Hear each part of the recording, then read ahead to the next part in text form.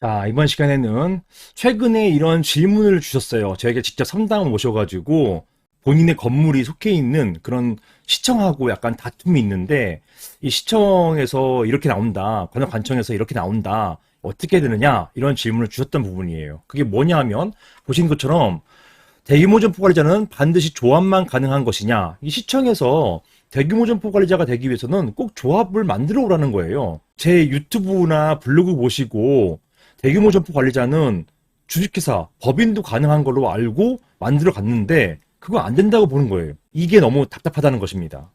조합만 가능한 것인가? 아니면 주식회사는 불가능한 것인가? 이 질문을 제게 다시 주셨어요. 그 주셨던 질문을 제가 한번 읽어보겠습니다. 자, 보시겠습니다. 안녕하세요, 변호사님. 저는 경기도 어디에 있는 상가 상인회 회장입니다. 다름이 아니고 저희 상가는 대규모 점포 관리자에 해당됩니다. 따라서 무슨 상인의 주식회사라는 법인을 만들어서 상인들 동의를 받고 시청에 대규모 점포 관리자 지정 신청을 하였습니다. 그런데요, 시청 일자리 경제과, 보통은 이제 일자리 경제과 이런 데서 이 대규모 점포 관리자 업무를 합니다. 이런 일자리 경제과에서 대규모 점포 관리자는 협동조합만 가능하기 때문에 일반 회사는 불가능하다라고 하면서 반려를 하였습니다. 이러한 시청의 태도가 타당한 것인지요? 주식회사로는 대규모 점포 관리자가 될 수 없는 것인지요? 이런 질문을 주셨던 것입니다. 자, 한번 보시겠습니다. 자, 결론은 가능해요. 주식회사로도 대규모 점포 관리자가 될 수 있습니다. 제가 그런 게 아니라 실무가 그래요. 법도 그렇고요. 자, 한번 보실게요. 법을 보시면 됩니다. 법에는요, 유통산업발전법이 있고, 요 제12조, 이 12조가 대규모 점포 관리자에 대한 기본 규정이에요. 여기에는 이제 대규모 점포 개설자라고 돼 있지만, 사실은 이게 대규모 점포 개설된 상태에서 분양되면은 대규모 점포 관리자로 변경됩니다. 자, 대규모 점포 개설자, 이 관리자 똑같은 얘기예요. 대규모 점포 개설자는 무엇이냐? 상거래 질서를 확립하고 소비자의 안전 유지와 소비자 그리고 인근 지역의 피해 불만 신속한 처리를 하는 것이고 사망이 중요하죠. 이것 때문에 관리자로서의 어떤 역할이 나오는 거예요. 그 밖에 대규모 점포를 유지 관리하기 위해서 필요한 업무를 수행한다. 자, 이게 바로 대규모 점포 관리자의 핵심 업무죠. 대규모 점포를 유지 관리하기 위한 업무를 하기 때문에 중요한 것입니다. 대규모 점포 관리자가 관리도 하고 관리비 징수할 수 있고 위탁업체 선정도 할 수 있고 그렇게 되는 거예요. 자, 매장이 분양된 대규모 점포 보시는 것처럼 이랑과 다른 점은 뭐냐면 대규모 점포 개설자잖아요. 그런데 이런 매장이 분양됩니다. 구분 소유로 돼가지고 분양이 될 경우에는 이 경우는 대규모 점포 관리자가 돼요. 이게 변경해 줘야 됩니다. 조금 전에 대규모 점포 개설자가 개설 등록이 되어 있는 상태에서 대규모 점포 관리자로 변경이 되는 것입니다.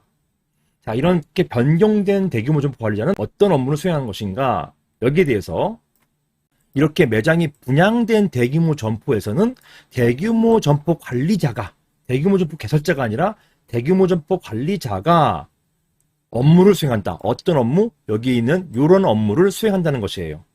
잘 보셔야 돼요.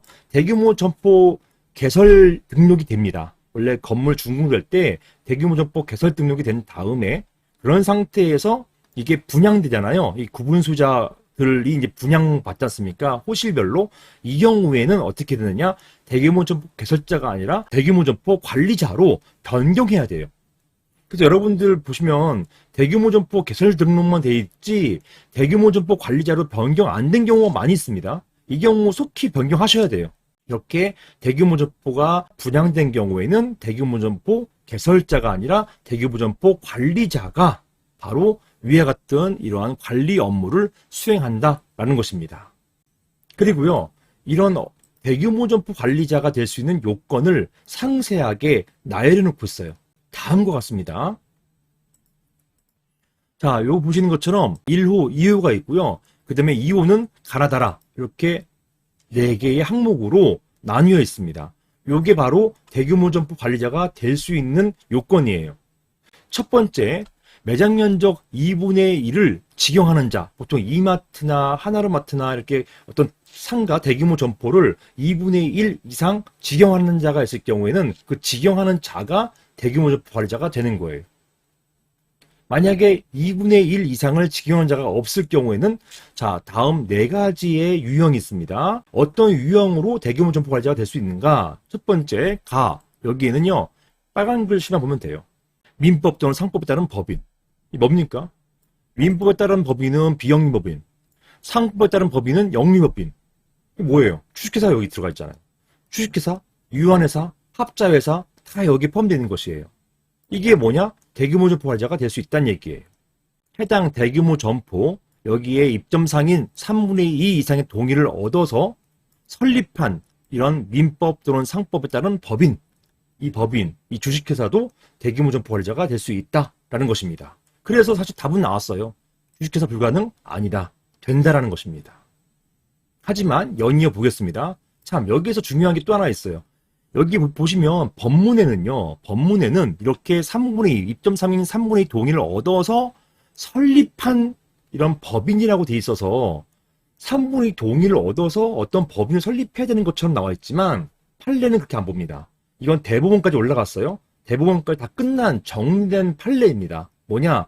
원래 있던 법인을 가지고 여기에 3분의 2를 동의해도 그래도 여기에 해당된다는 거예요. 즉 반드시 3분의 2 이상이 동의해서 설립하여야만 되는 것이 아니라 이미 설립되어 있는 법인에다가 3분의 2가 동의해도 그 법인을 대규모 점포 관리자로 지정해 준단 말입니다. 이게 제가 몇 번 다툼을 통해 가지고 이미 승소 판결로 결론이 났습니다.